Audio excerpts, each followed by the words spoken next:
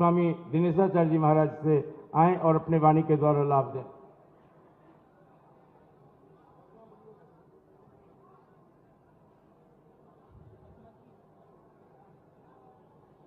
जय सिया राम, जय जय सिया राम।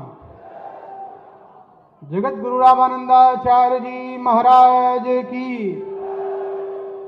श्री सीतानाथ समारंभाम रामानंदार्य मध्यमाम अस्मदाचार्य पर्यंताम वंदे गुरु परंपराम।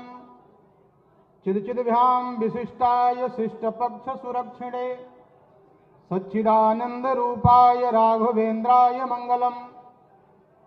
प्रयागराज की इस पावन वसुंधरा पर त्रिवेणी के पावन दिव्य तट पर विराजमान होकर श्रीमद् जगत गुरु रामानंदाचार्य जी महाराज के 726वें जयंती के इस पावन अवसर पर हम लोगों के मध्य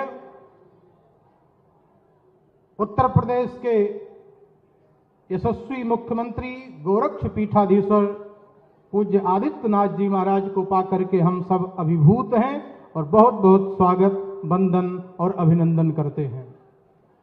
मंच पर विराजमान सभी महापुरुषों के चरणों में साष्टांग दंडोत प्रणाम करते हुए भगवान श्री रामानंदाचार्य जी महाराज 13वीं शताब्दी में इस प्रयाग की वसुंधरा पर जहां त्रिवेणी का संगम है,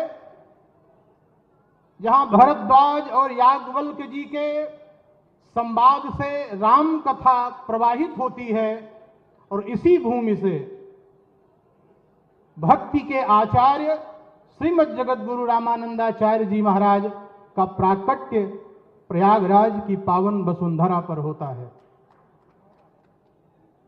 भक्ति के जितने भी आचार्य हैं वो सारे आचार्य दक्षिण के हैं।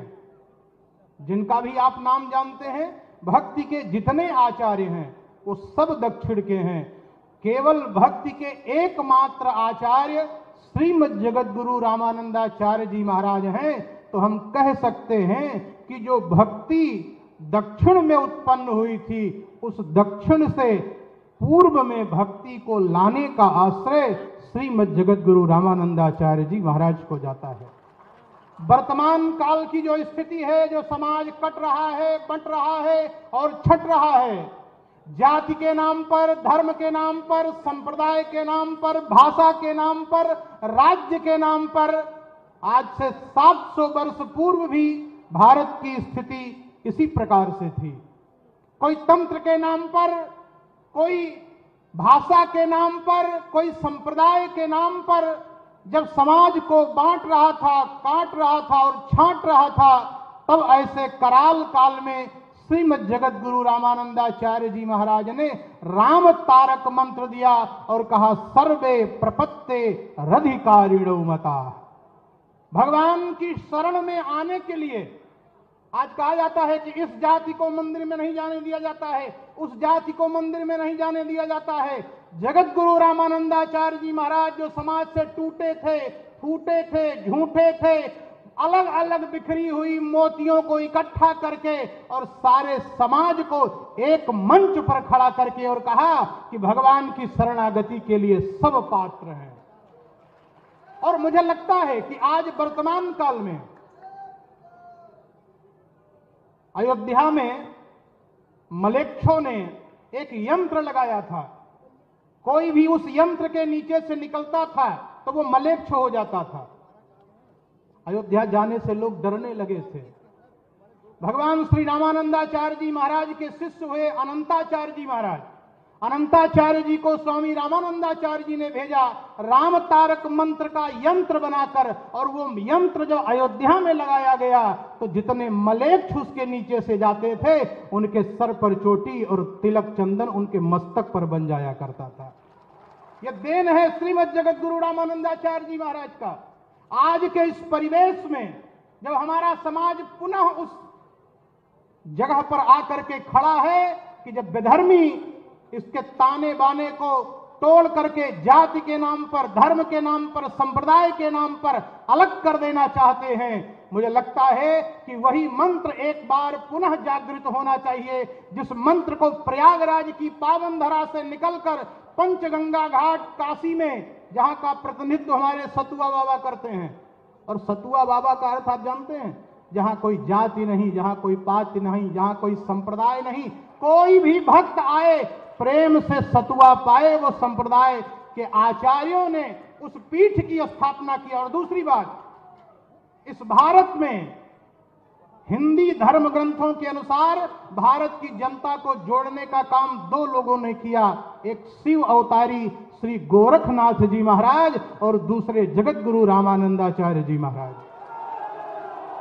और हम लोगों का सौभाग्य है कि आज उस जगत गुरु रामानंदाचार्य की इस पावन जयंती में, आज भी जब समाज कटता बढ़ता और छटता चला जा रहा है, तो हम संतों का प्रतिनिधित्व करने वाले माननीय मुख्यमंत्री योगी आदित्यनाथ जी खड़े हैं और प्रयाग से यह संदेश देने का कार्य हम लोग कर रहे हैं कि ना तो हम कटेंगे, ना तो हम बटेंगे, परमात्मा के चरणों में जाने का अधिकार सबको है।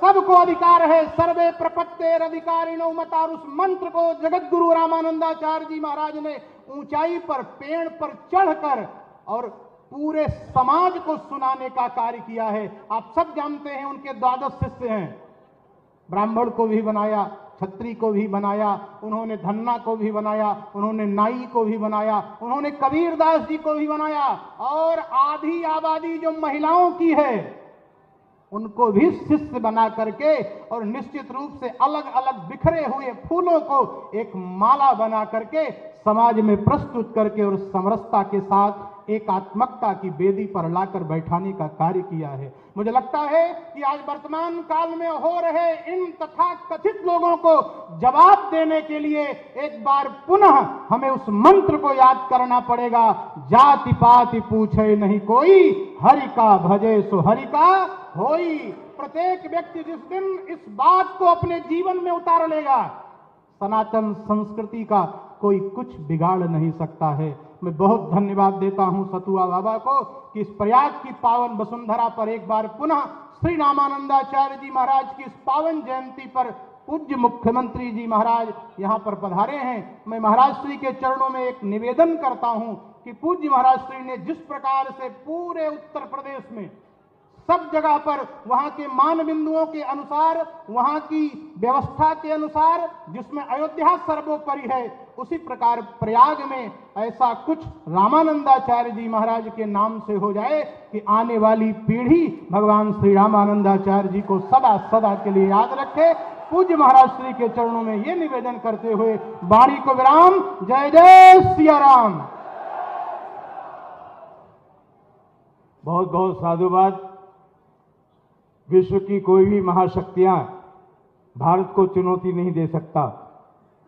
ये दाढ़ी वीर शिवा की है, गौरव हिंदुस्तान का, नक्शे से नाम मिटाओ पापी पाकिस्तान का। अब मैं बिना विलंब किए संतोषाचार्य जी को बुलाता हूं, जो इस शिविर के जो है अध्यक्ष हैं और जिनके अध्यक्षता में इतनी सारे मंच पे संत मनीषी का हम दर्शन कर रहे हैं। धन्यवाद। पूज्यपाद श्री विष्णुपद प्रतिष्ठित श्री स्वामी संतोषाचार्य जी महाराज।